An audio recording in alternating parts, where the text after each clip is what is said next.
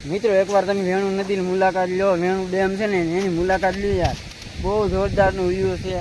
કારણ કે હું તમને બતાવવા આમ જુઓ કેટલા ગેટ છે સામે સુધી, લગભગ 15 થી 20 ગેટ છે અલગ અલગ રેડી. અને ઉપરથી પાણી ફ્લો થઈ રહ્યું છે, જુઓ સામે દેખાય ઉપરથી પાણી ફ્લો. અને આ જે નદી છે નદી એટલી લાંબી છે, આ નદીનો ભાગ છે આખો વિસ્તાર કોરો વિસ્તાર. અને આ નદી એટલી ઊંચી ને સામે જે બતાવેલી બાજુ આખી નદી ઓવરફ્લો થઈ ગયેલી છે. અને ડેમ પણ અત્યારે ઓવરફ્લો થઈ જ ગયેલી છે, જોઈ શકો છો. જો મિત્રો છે ને જોરદાર ડેમ. આખી નદી પેલી મેં તમને વિડીયોમાં આખી બતાવ્યું ને એ આ નદીનું ડેમ હતો. જો આખી ભરી છે ઉપલે ફૂલ ઓવરફ્લો છે ને. મિત્રો અમે જઈએ છીએ હવે અત્યારે ટંકેશ્વર મહાદેવ, પણ એમાં 2 થી 3 જગ્યાએ ભૂલા પડ્યા. કારણ કે પહાડમાં મંદિર આવ્યું એટલે ભાઈ આડા સડી ગયા અને જઈએ છીએ હવે ભાઈ ત્યાં આંબાવા છે. હા, કારણ કે પહાડમાં મંદિર આવ્યું ને એટલે મેપે ઊંધું હાલે છે અત્યારમાં, મેપે હાલતો નહીં. અને 2-3 જગ્યાએ ભૂલા પડી હવે જાય છે ટંકેશ્વર મહાદેવ, કારણ કે એ આવ્યું છે ધાર ઉપર મંદિર. જો મિત્રો ધારનો રસ્તો છે ને વચ્ચે જોવા મળ્યું છે બેહું. સો ફાઇનલ મિત્રો આપણે છે ને પહોંચી ગયા ટંકેશ્વર મહાદેવના દર્શન કરવા. હવે ટંકેશ્વર મહાદેવ એક્ઝેક્ટ તમે જોઈ શકો છો અહીંયા. અને મિત્રો આ એરિયો છે ને એવો છે કે જ્યાં સુનસાન એરિયો છે.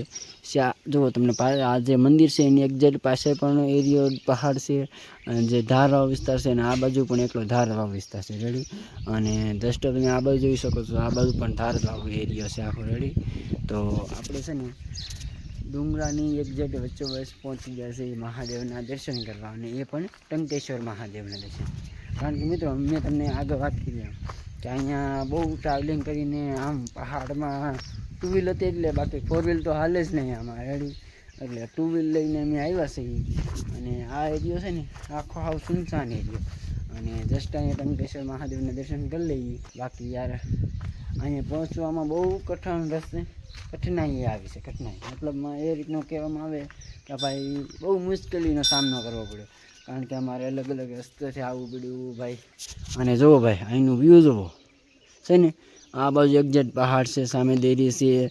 અને આ આખો એરિયો જે ચોમાસું એરિયો ને આ ઇલાકામાં આવવામાં બહુ મુશ્કેલ તકલીફ પડે છે. કારણ કે આ છે ને અને વિડીયો ક્યારેક ટંકેશ્વર મહાદેવના તમે જોયા છે ને તો બહુ અઢળક છે સમજ્યા. અને એક્ઝેક્ટ આમ જે ચારે બાજુ એરિયો છે ને આખો પહાડની વચ્ચોવચ છે આ મંદિર, ટંકેશ્વર મહાદેવનું મંદિર.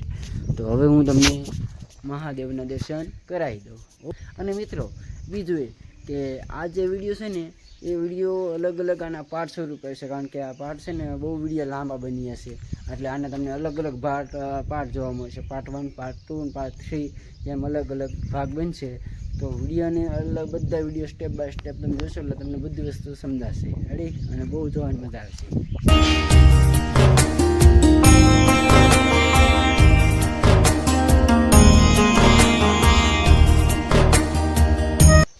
સો ફાઇનલી મિત્રો આપણે ટંકેશ્વર મહાદેવના તમને દર્શન કરી દીધા છે. અને જસ્ટ જોઈ શકો છો. જો મિત્રો અહીંની એક ખાસ વાત એ છે મહાદેવના મંદિર, તમે અલગ અલગ મંદિર જોયા તો છે પણ એનું લેવલ પ્રમાણે છે. પણ અહીંયા છે ને જે મંદિર છે એના નીચે છે, એક્ઝેક્ટ તમે જોઈ શકો છો મંદિર હાવ નીચે છે રેડી. જે ભોળાનાથની શિવલિંગ છે એક્ઝેક્ટ નીચે છે રેડી. કારણ કે મંદિરથી એક્ઝેક્ટ એટલો ઉપર એટલો છું, અને મંદિરની જે શિવલિંગ છે નીચે છે.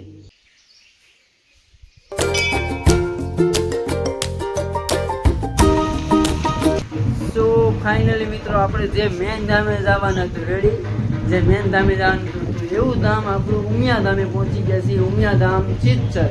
હવે એક્ઝેક્ટ તમે જોઈ શકો છો મારી પાસે જરૂર સામે રેડી. બાકી હવે હું તમને અહીંનું સ્ટેપ બાય સ્ટેપ બધું બતાવીશ કે અહીંનું જે અહીંયા જે નદી છે આ વેણુ નદી છે એ નદી. બાકી અહીંયા જે ઉમિયા ધામ છે કઈ રીતના દર્શનનું વ્યવસ્થા છે, બાકી રહેવા જમવાની શું વ્યવસ્થા છે.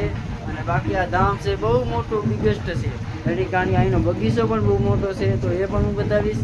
અને અહીંને તમને પહેલાં તો હું વિઝિટ કરાવી, પહેલાં દર્શન તમને કમ્પ્લીટ કરાવી દઈશ. તો મિત્રો ફાઇનલ જોઈ શકો છો સામે છે જે એરિયો જે 4 વ્હીલરનો પાર્કિંગનો એરિયો છે રેડી.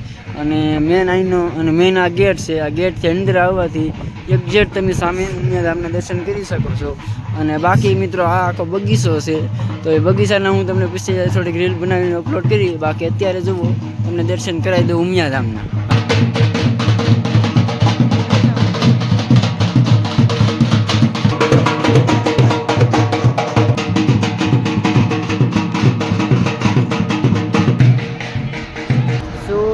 મિત્રો હવે છે ને આપણે ઉમિયામાના દર્શન કરાવી દઉં. હવે રેડી એ પણ મિસ્ટર તમે જોઈ શકો છો સામે એક્ઝેક્ટ. અને અહીંનું જુઓ આ કવડું મોટું છે. આ જે આનું નામ તો મને ખ્યાલ નથી. સામે માનું મંદિર છે. રસ્તા આપણે અહીં આવ્યા ને ઉમિયામાનું મંદિર છે. લગભગ હું 2 વર્ષ પહેલાં પણ આવ્યો હતો રેડી. પણ અત્યારે જુઓ આખું છે ને બદલી ગયેલું છે. અહીંયા જે આ બિલ્ડિંગ અલગ થઈ ગયેલી છે, બાજુ પણ છે. અને જે મંદિર છે ને એ અલગ અલગ કલરથી શણગાર દીધું. બાકી અત્યારે અહીંયા છે ને એ ઢોલ વાગે છે બાજુ. આગળ વિડીયો તમે જોયો હશે તો એનો અવાજ તમને વધારે આવતો હશે. એનો વિડીયો હું તમને બતાવવા આવ્યો.